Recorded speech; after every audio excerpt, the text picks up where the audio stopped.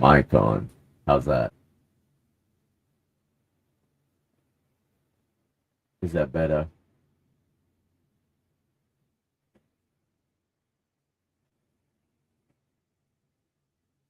Yeah, you know. Ah, okay. Good, good, good. So, let's see. This morning or afternoon, we're wearing the gorillas, and we are observing one of the first launches of a Hellfire from a Predator. It's actually the Predators in stands, and it's sitting on the ground. It's not even flying at this point. So, all right, we're back into a history of God. We're talking about Hosea and the loss of his wife. Uh, does it rip out spines? Sometimes. Um, Good morning, Adrian.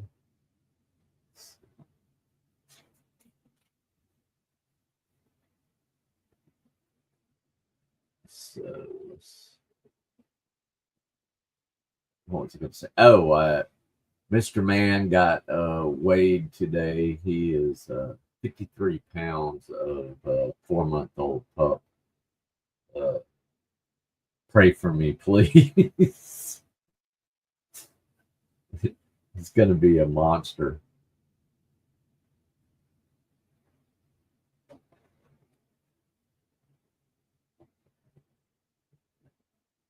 So, all right, let us finish up this chapter. It says an hour and 35 minutes left in the chapter. I'm not sure. These are some long chapters. So, anyway, uh, the loss. Ooh, I could just read it here. Let's see. How this works. Okay. All right. The loss of his wife had been a shattering experience, which gave Hosea an insight into the way Yahweh must feel when his people deserted him and went whoring after deities like Baal. First, Hosea was tempted to denounce Gomer and have nothing more to do with her. Indeed, the law stipulated that a man must divorce an unfaithful wife. But Hosea still loved Gomer, and eventually he went after her and bought her back from her new master. He saw it.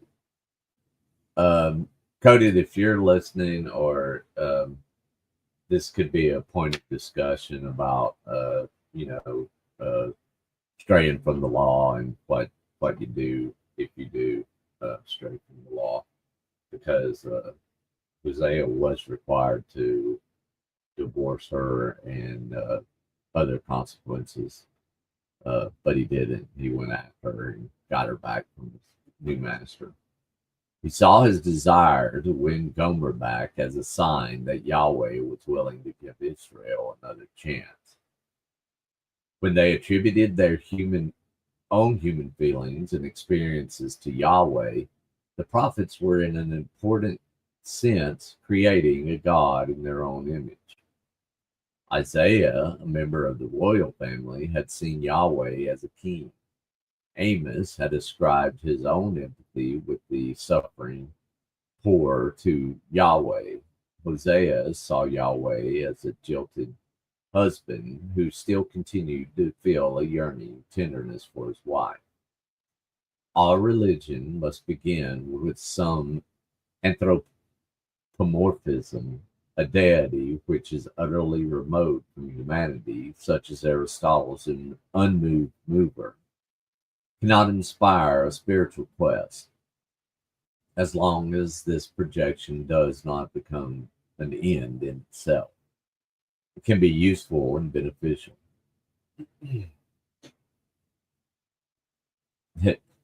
Yeah, that hungry belly is hungry all the time. He gets fed very, very well and still sits when I'm eating dinner or something and begs for food, much less going over to my parents to get food and my grandmother's to get food. So it is a mess. But, and I still worry about it. Is the poor baby getting enough to eat? Such a pushover. Let's see. Okay. It has to be said that this imaginative portrayal of God in human terms has inspired a social concern that has not been present in Hinduism. All three of the God religions have shared the egalitarian and socialist ethic of Amos and Isaiah. The Jews would be the first people in the ancient world to establish a welfare system. That was the admiration of their pagan neighbors. Uh-oh. Ancient Jews were socialists, y'all. You're in trouble. Like all the other prophets, Hosea was haunted by the horror of idolatry. He contemplated the divine vengeance that the northern tribes would bring upon themselves by worshiping gods that they had actually made themselves. And now they add sin to sin. They smelt images from their silver, idols of their own manufacture, smith's work, all of it, sacrificed to them, they say. Men blow kisses to cows. This was, of course, a most unfair and reductive description of Canaanite religion. The people of Canaan and Babylon had never believed that their effigies of the gods were themselves divine. They had never bowed down to worship statue to courts. The effigy had been a symbol of divinity. Like their myths about the unimaginable primordial events, it had been devised to direct the attention of the worshippers beyond itself. The statue of Marduk in the temple of Isagila and the standing stones of Asherah in Canaan had never been seen as identical with gods, but had been a focus that had helped people to concentrate. Excuse me, sir, I'm trying to work here.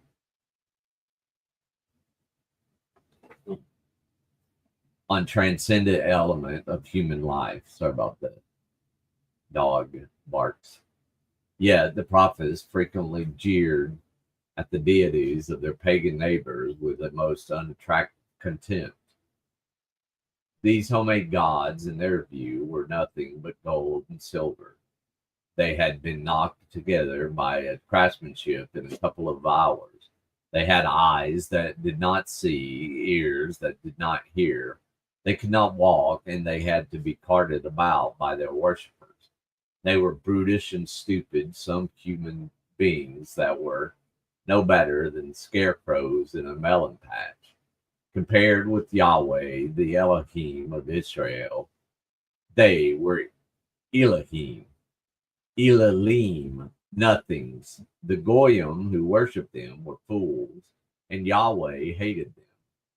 Today, we have become familiar with the intolerance that has unfortunately been a characteristic of monotheism, that we may not appreciate that this hostility towards other gods was a new religious attitude. Paganism was an essentially tolerant faith, provided that old cults were not threatened by the arrival of a new deity. There was always room for another god alongside the traditional pantheon. Let's see. Let me do this.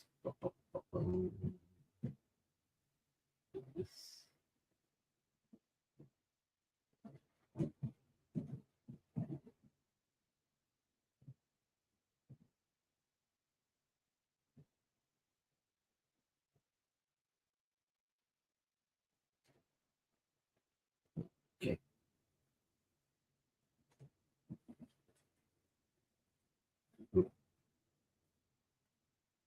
Sorry about that. I was working on getting the angel up, y'all, so we can have discussion if there's questions. And I still got to figure out how you and Mrs. Metcalf can highlight comments. Let's see.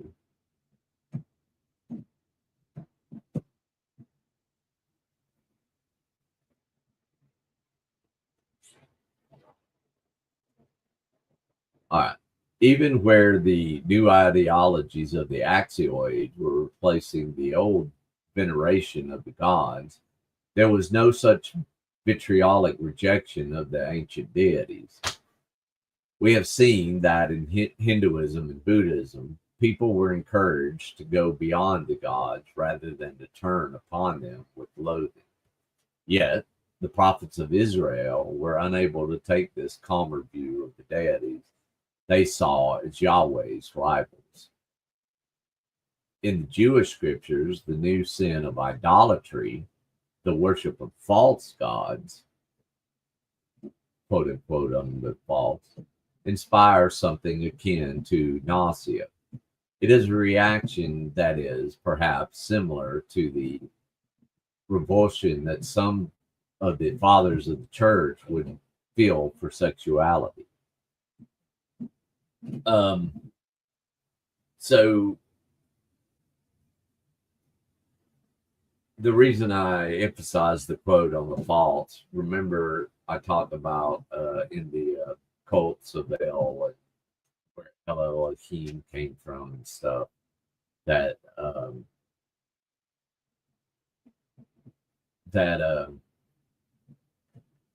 Baal, Asherah, and all of those cultic regional gods. Hello, how are you? Hey, good morning. Good morning. Or afternoon, I guess. What? Well, it's still morning for you. So. Anyway, the pantheon of the old gods was, I think they were part of the heavenly host after El Elohim defeated them and then came to become the God of Israel. This is just a thought.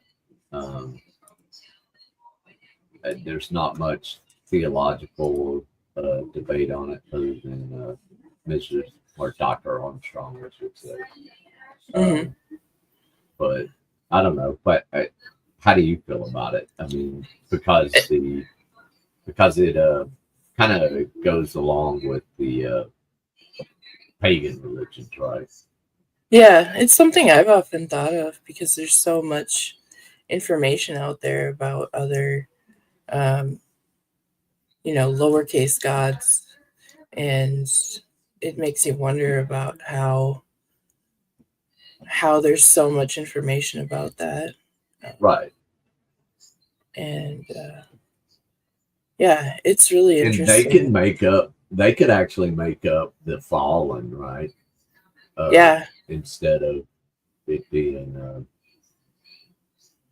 fallen anything in the angels. third of the heavenly host, right? Yeah, Um, but I don't, because they would have had free will, and then all of the other angels, the free will would have been stripped after that. right. So Yeah, I don't, and because thinking they wouldn't of have been. Go ahead. like how the pyramids and all this other stuff, and they had lowercase gods and things like that.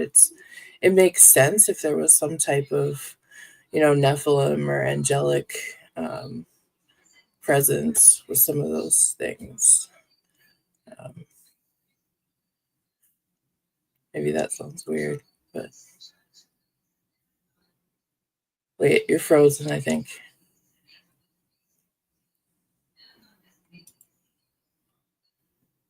Ned's frozen. Can everybody hear me?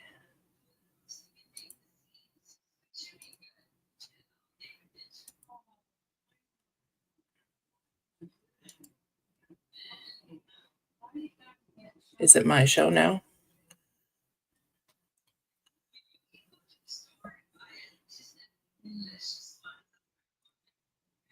Oops. Well.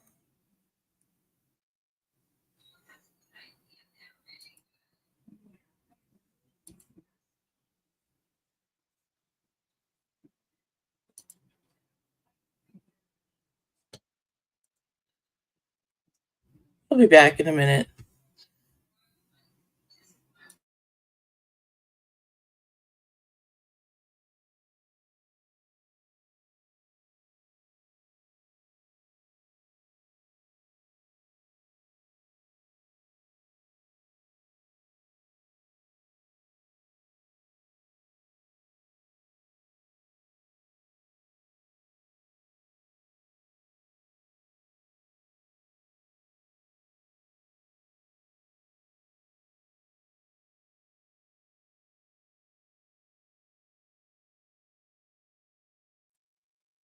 All right.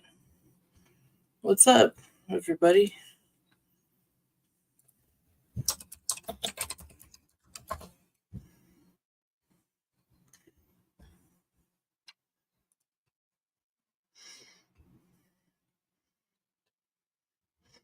Uh,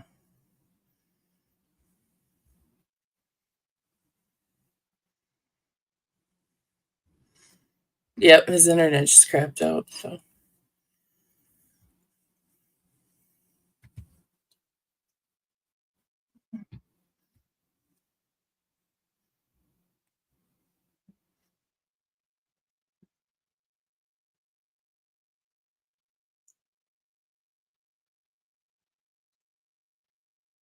what shall we talk about? Anybody have any questions?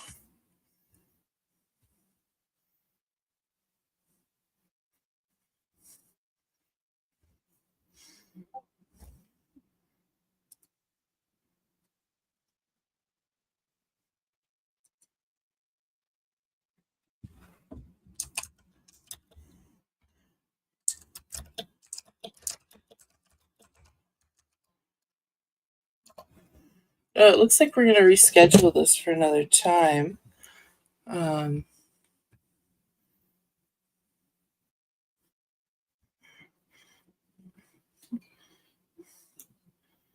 Not sure how to end the show, though. So